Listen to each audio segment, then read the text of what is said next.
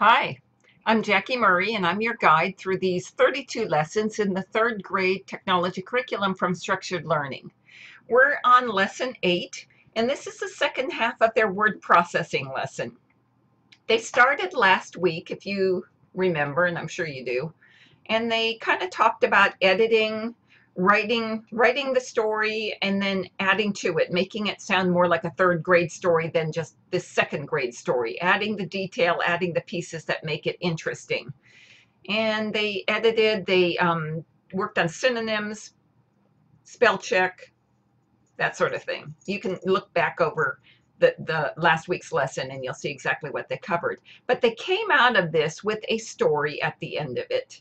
Now, if for some reason your kids didn't, you'll start by giving them maybe 10 minutes to finish their story. You might have assigned it as homework at the end of last week to say, finish up your story, we're using it next week. But you can give them some time this week. There's enough of it in even a 45-minute lesson. I don't think there's any new vocabulary or problem solving that they won't know. And they're not, most of what they're doing today is scaffolded. They've done it before. They started word processing in second grade, pre-word processing before that. So this is not new. Titles are new, so you'll discuss that. But that's about it. As usual, you're going to talk to the grade level team, make sure you're tied in with what they're doing. The story might be sure to cover something that they're discussing about writing or about story development in another class. So you always want to make those connections if possible. And if you didn't finish all of the lesson last week, know that. So you can give them time this lesson to finish that up, which would mean maybe you wouldn't do as much formatting. Or unless you have extra time that you can spread it out even over 3 weeks. But if you need more time to finish writing the story, then maybe they just do less formatting. Let's see.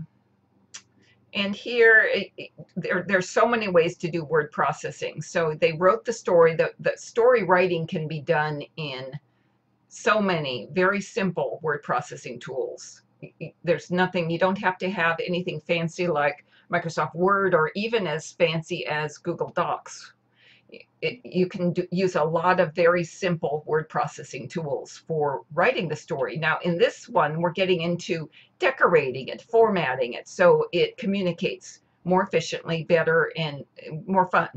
So you'll want to know what your word processing program allows compared to what's asked to do here. Whatever yours allows is fine because that's what the students are using. So just adapt. Continue to collect words that the students don't understand because Speak Like a Geek will be coming up soon. You're still working on the problem solving board. Students will warm up with QWERTY row and make sure you're on a program that only allows them to work on the QWERTY row, like Popcorn Typer. There's others. You can find them either on my blog, askatechteacher.com, or email me and I can give you a couple others, or you might know your own. Remind them of homework being due. Do evidence board if this is your once for the month, and then have them open the story that they saved last week and give them 10 minutes to finish it. Now, that's plenty of time. They had a good solid start, and you don't want them to get lost in really spending a lot of time thinking about it. They're going to do 3 to 5 sentences for this story. That's about it. It's only a page. Here's an example down here. So you will have those students who write a lot and want to put everything in, but this is not the place to do it because today you're working on formatting, putting these borders on, these pictures in, these titles, those types of things, the citations at the bottom. So that's what you're working on today. You're not working on necessarily writing. They might even bring a story they wrote from another class. But whatever it is, you're going to open that story. And then you're going to talk, and it will not have a title yet. So this is a time to talk about titles. What is a title? It's not just whatever. It's not a goofy title. It has to be something that's concise and pithy, draws the reader in, and is exciting, makes the reader want to read. So have them then design it.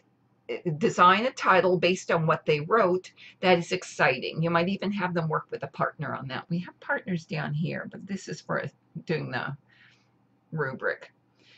Okay, so they're going to do a quick spell check and grammar check on their story, make sure everything's right, and then you're going to go through these 3 steps. Depending upon your time, you might do more or less of each item.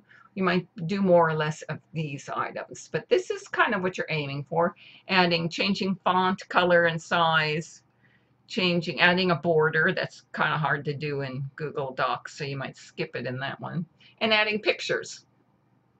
When they're done, it'll look something like these. And here's a rubric. Then when they're done, they can fill this rubric out with a partner. They either fill it out together or they fill it out for each other.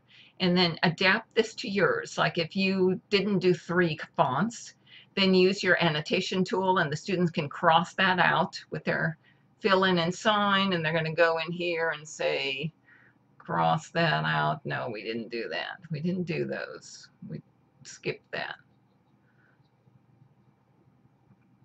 And then, or they'll just say 1 font. That's all they did. And then I'll put that. There we go, 1 font instead of 3. So they can annotate their sheet. For that, they probably, let's get out of this one, and I'm going to say, because I find that hard to read, I might miss that. So let's highlight that and say, okay, this one we need to watch because that's changed.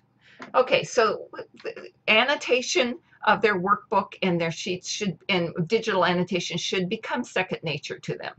So use this opportunity to get them used to it. They're going to fill this out either together or individually, and let them know the Mulligan rule applies if it does in your case, that if they finish this up and turn it in because it's due today, they can redo it. They can come in after school and work some more on the story or add some of these features and then return it in because Mulligan rule is in effect. There's extra credit here too, and that's listed on their book also. Let's see what else we have on their book. So a couple grammar rules they can think about. We put them here. So this is what they want to think about for grammar rules when they're over here under grammar check. Now the green squiggly lines will tell them some of them, but these are some of the other ones they want to think about.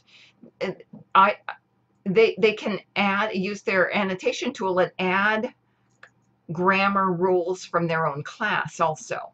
Like these are basic, but they might have their teacher tells them always something else for grammar. So add those to this list so they've always got it there for themselves when they're dealing with grammar. And I think, oh, so when they're done with this and it's all filled out, take a screenshot, and they should be getting good at screenshots. If you didn't start it last year, you definitely start it this year. Show them how to take a screenshot with their native tool. Often if you're just looking for a plain screenshot, they're just going to grab the screenshot with the snipping tool or whatever they have, whatever tool you have, or home and power button in the iPad, and they're just going to grab that screenshot and then share it out with you. Or if they need to annotate it, then you'll have a different approach to that. They should know both of those. And by 3rd grade, they should be getting used to how to do those because it's pretty critical when you're trying to keep a paper-free school. That's really about it. Here's extras they can figure out themselves, or you can help them if you have time. But here, by 3rd grade, you want them to volunteer to keep up the class calendar. So here's some duties they can volunteer for. Some of these